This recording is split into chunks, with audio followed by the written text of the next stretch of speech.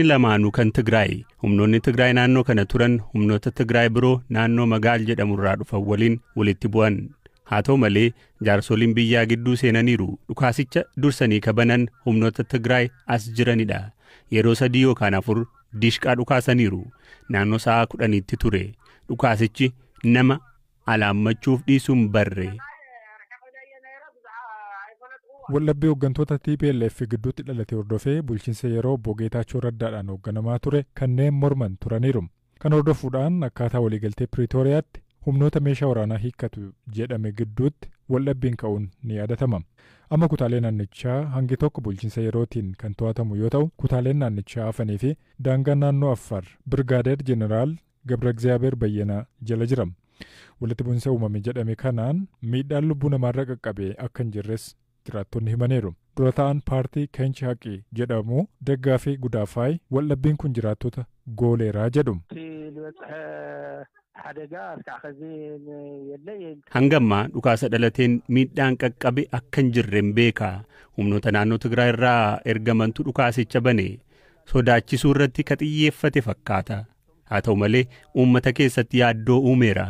Walitti bu'iinsi kun akkuma eegaleen osoo hammaateera ta'ee bineeldota osoo hafiin daa'immaniif dubartootatu miidhama. Uummatni hojii isaa hojjechuu hin dandeenye. Bilisaan qonna gaggeeffachuu hin dandeenye. Sodaa fi dhiphina irra jira.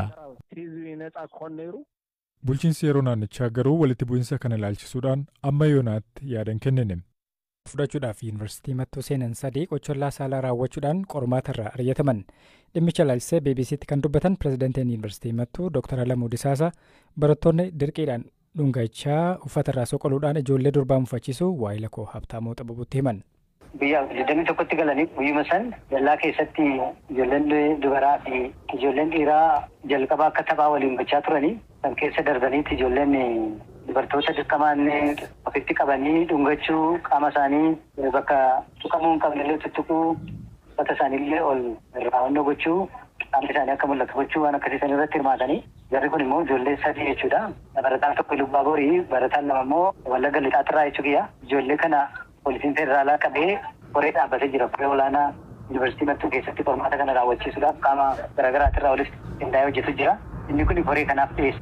Qormaata barattoota waan ta'eef qormaata keessaa fuunee dha'inee mana murtiitti olii gadi gochuun isaanis sammuu isaanii jeequutaa waan ta'eef haaluma kanaan bakka bu'aan biroo barnoota irraa dhufee ijoollee kana fuudhee maatii isaaniitti akkasii kennu dirqamni kun itti kenname jechuudha. Qaama dubaraa dhiishii malee addabaabaayii keessatti qaamni ishii akka mul'atu gochuun dirqamaan dhungachuun yakkadha. Mirga dubartii tuquudhaan jechuudha. Guyyaa haa ta'u halkan haa ta'u inni garaagarummaa qabu.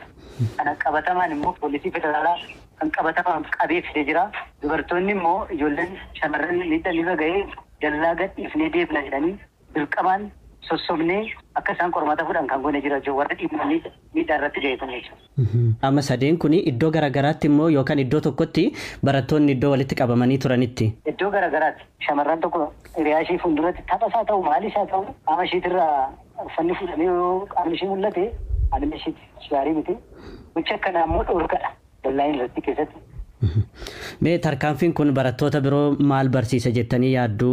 Guyyaa qofaa miti baay'ee kan guyyaa kuni qochillaa jechuu ni dandeenya. Kan balaan immoo halkaniiti. Tarii barattoonni kun akkam ta'u fuulduraaf dogoggora isaaniirraa baratanii carraa barnoota isaaniitti deebi'uu ni argatu moo akkam ta'u laata Dooktar? Ministeera barnootatti murteessaa garuu ijoolleen kun qormaata hin fudhanne naamusa immoo yuunivarsiitii keessatti eeguu qaban eeganii akka isaan. Saniifuu PP'n wanni iyyituuf jabina jaawar warra jaawar mammajaalatu caalaa jabina jaawar beeyti jechuudha. Anamma dura waan takka isinii tuqeetiin turee jechuudha. Qaama jaawar qaama oowwifachuu jira malee ganaa kubbaa taphachuudhaaf huccuu jijjiirratee gadi hin seenneen isiniin jedhe. Sigala. Dubbiin amma laal walitti deemu jirti. Mootummaa jechuun muka guddaa dhaabbatu laha. Muka guddaa odaa guddaa dhaabbatu garteemi. Odaa guddaa kana hoggii sooftuudhaan ni mura jettu. Arraas oomarraa buufta. Boruus oomarraa buufta. Iftaanis oomarraa buufta. Osoo juu qilleensi guddaan tokko dhufee qochiisaa jechuudha. Qilleensa santu qophaawaa jira jechuudha. So saniifuu laal PP teenya calm down. Shukkarri dhibba isin galee qiyaamaan isin hin qabatini calm down. Kamariyatti jaawar qofaa miti. Mari'atanii biyya bulchan malee maraataniitii biyyan bulchan. Oromoon garuu miskiinni keenya waan takka jala murtaniif itti himuu qabdan. Jala murtanii. Dheengadda qabsoon Oromoo eega Amaarritti dhiigni Oromoo dhiiga kiyya jee Amaarri hiriira bahee wayyaaneen ciidii fi ibiddaa fi citaan akkamii waltaa jee Geetaachoo Raddaa akkatti gangalatee yaadadhaa gaafas. Sigale. Waan dabreen irraanfatina. Maaliif piippiin maraatti? Maaliif piippiin iyyiti? Maaliif piippiin Jawaar qofarra duulti? Faarsee bulaa duraan mana keessatti ukhayuu jirtu hunda gayyaaftee dubbiin jabaatte gayyaasaa jettee gayyaaftee mishigii irraa dhumaa rasaasa irraa dhumaa dha'u jirti jechuu piippiin. Amma durallee isinii dubbadde waan kana. Warra dheengadda fuula sabboonummaa uffatee deemu. Warra dheengadda isin goota kiyya jettanii jala oriyaa turtan. Sigale. Ka keessisaa harree ka gubbaan isaa isiniif gaa nuti duraanuu beeynamaan isaan ta'anii takkaa goota keenya hin jenneen sigale. Isiniif goota keessan turan warra gogaa gootummaa gubbarraan uffatanii gartee gogaa qabsoo Oromoo gubbarraan uffatanii warra qawwee gurguratee biyyaa bahe. Qabsaa'ota ifiinjuu. Kana hunda piippiin kan manatti ukhayuu turte wanni isiin gayyaaftee uummataan burjaajeessuu turteef piippii siyaasaan isii daamij tahee jira jechuudha. Daamij tahee jira. Tanaasuma irratti hin dhaabattiin deebi'a. Gaafiin qaba. Piippuma qofaa biyya jaara. Yaaduma piippii qofaa biyya jaara. Namni mari'achuuf mirgan qabu. Jarri sun akka Itoophiyaa taa'ee mari'ate. Uummanni keenya durooyin dhumaa jira. Beelaan dhumaa jira. Akkam taana jeen mari'ate. Amaarri lammii teenyaami wajji mari'achuun hin danda'amu. Tigreen lammii teenyaami wajji mari'achuun hin danda'amu. Hoggii Jawaar bira dhufee maaliif haraam ta'a? Hoggii Abiyyi Gabrasiyoonii wajji mari'atu. Gaafa inni Saawuz Afrikaan mari'atu way abbaa malaa baga mari'atte. Gaafa inni Amaaraa wajji wal ta'ee deemee Tigreedha way abbaa malaa tuma mala baafte. Gaafa inni Isaayyaas qubeellaa kaatu way abbaa malaa baraga araara buufte jettee addunyaa hunda shawwadeeti noobeelii hunda fudhatee jechuudha. Mariin hangas takka kabajaa nama gooti. Hai. Mari'achuun yakka.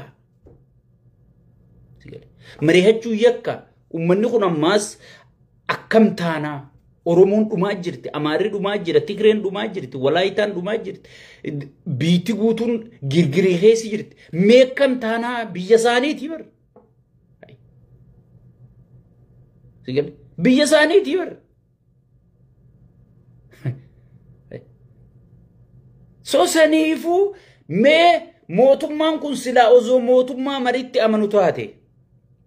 Osoo mootummaa gartee dhugumaan uummata kanaaf yaadu taate eega warri paartii siyaasaa kun walitti dhufe aboo walitti dhuftanii mii waan takkarra walii galaan hoottaa naan dorgoma chaalenjii wal goonee biyya tana guddifnaa jaasii galee osoo mootummaa mariitti amanu mootummaa mariif gartee marabbaa beeku osoo taate baga wal mari'attan.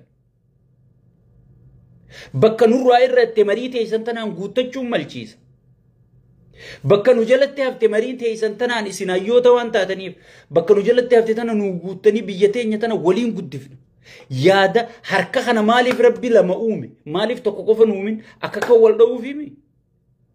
Paartiin takka paartii takkaa bara. Beeyta akka akkasii.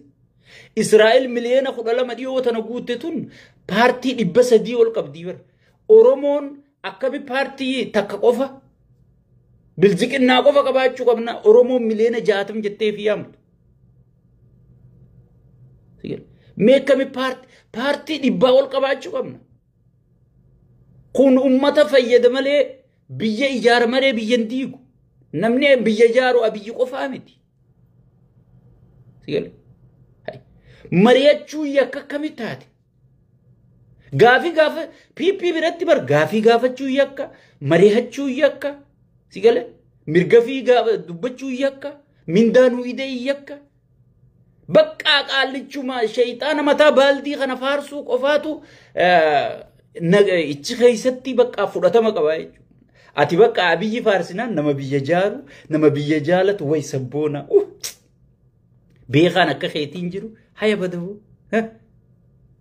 namni siyaasaa akka keetitti xiinxalu jiru yoo gaafii takka gaafatte aboo wanni kun sirrii miti aboo namni dhumaa jira aboo ekonomiin biyyaa gabbuute aboo namni waboo wajji mari'adhu aboo fannoo wajji mari'adhu aboo mari'atanii biyya bulcha yoo jaan hay ati ergamtuu Ijiptiiti ergamtuu Isaayyaas ergamtuu amma kaa Jaawariisitti ergamtuu Jaawar Mammati duraan shaneedha sigal obboleessoo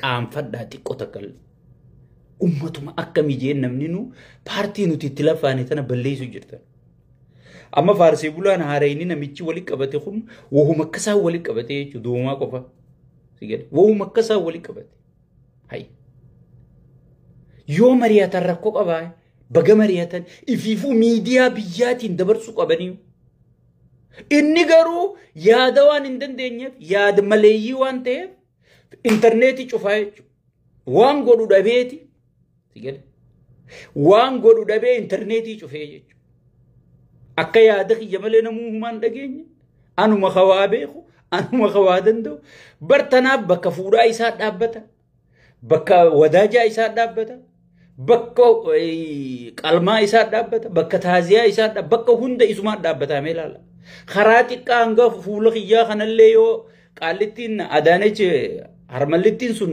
wahiin eebbisa kan isiin jettu jette inni durichi xullub jee dhaabbate anuun dhaquu barka diyaaspooraa bakka inni dhaqee dhaabbatu obboleessoo biitti teenya nama akkana harka koftee jirti jechuudha biitti teenya nama akkana harka koftee jirti ummanni keenya dammaqaa ummanni keenya akkam taanaa irratti lafaa kaa dubbadha biyya san keessatti mirga qabda piipiin qoftiin mirga qabdu mari'achuuf mirga qabda sigale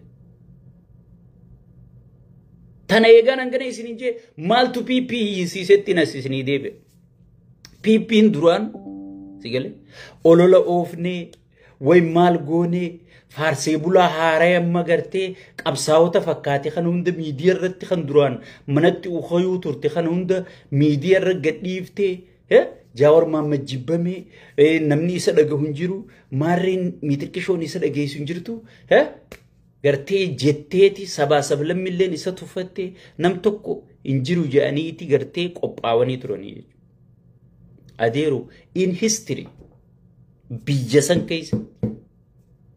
biyya san keessatti namni paartii mormituu irraa ummata hangas gahu guyya tokko miidiyaa irra wali qabee Jaawar Mahammad qofaa quudhuufii qabda dandeettii isaatu ifiifuutti fayyadamuu beeki yaa piippii rabbii cufe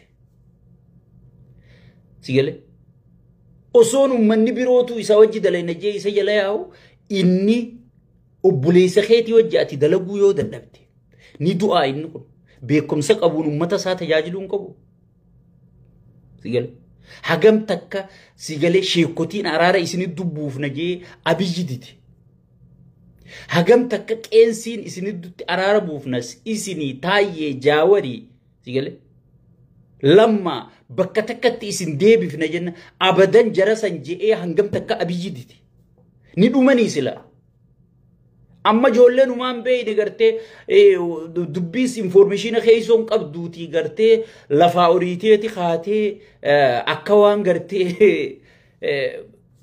dubbiin qiyaamaa taate wanta godhan obboleessoo waan deemaa jira quban qabdanii mee rabbi sodaadhaati suuta yaa irra guddaan faarsee bulaa haarayaa kun kaasirraa waa barreessu kun waajjira keessaa namni silkii jalaa kaasu hin jiru namni isaan dubbisuu hin jiru maaliif namoota dheengadda gartee waan isaan jechaa turan waan isaan dalagaa turan waan isaan gartee nurra dalagaa turan sirri beeytan sigale saniifu namni gartee isaan jalaa abbaa kanaa jiru kunneen asumarraa iyyaa oolan malee kana faalaaltanii waa takka burjaajeena ni dhumanii jarri kun beekumsa qabanii maaliif qaraan Jaawar maaliif siyaasaa qara yoo ummata isaatiin fayyadu baate yoo hireen carraan kennamee fi dalagee ummata isaa bilisoomsuu baate si wajji waboon hangam takka gatii kafaltee marroo dirribaa haana dhawanii lubbuun tiyya Oromoo olii miti. Gulliyyee gammachuu abbooyyee kaabarra haaduu mee ummatuma kanaaf nageenya haabuu namichuma kanaa wajji mari'anneen namicha kana jalatti federaala inni haanuu jiraatu Oromiyaa tanatti gartee nutis hanga dandeettii teenyaatiin gartee hiree jirtu qooddannee kursiichi olitti isa jala qabnaa carraan akkanaa haanuu kennamu jee hangam takka marroo dirribaa gatii kafalee qilleensa mootummaan to'attu keessatti kan dha'uu danda'u osoo Ameerikaan nuustu osoo Ameerikaan waarningii itti kennitee Jabuutirraa sigalee eegaa jiraachuu baattee ni dhawaa ho'i beeki namichi kun.